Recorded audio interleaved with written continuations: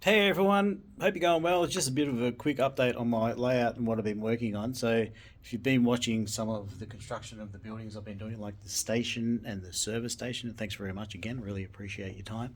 But what I have been recently doing as well is doing some plaster molds of tunnel entrances, which is what I'm going to show you now. So, what I essentially did was I've purchased, a pack of original tunnel entrances, and because of their price, I thought to myself, now what can I do to mitigate the cost of having to make an additional 10 tunnel entrances and exits?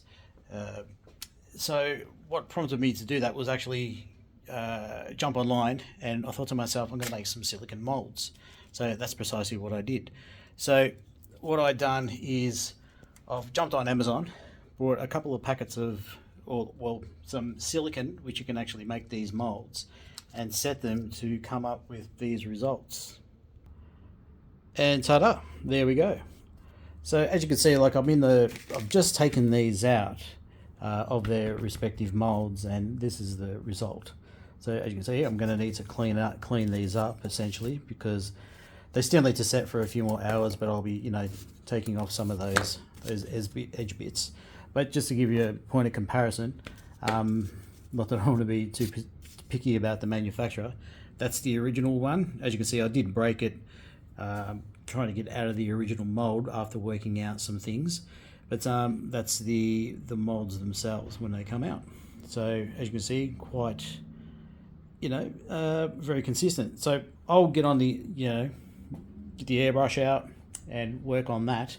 But if you're looking at doing something very similar also, the biggest recommendation that I can make, that is also part of the manufacturer recommendation too for the silicon, is to use Vaseline.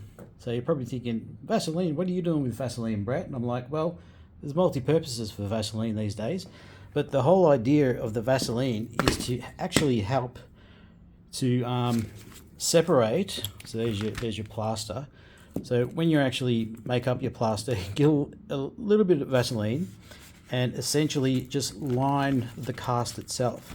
So as you can see, I'm a seasoned professional now.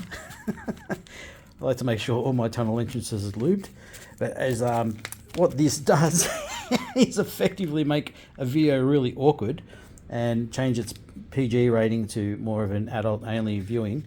But no, what this does is, when it comes time to actually taking the plaster out, it makes it separate from the silicon itself. So that's just a little tip, which is pretty much a tip that probably the rest of the planet knows about.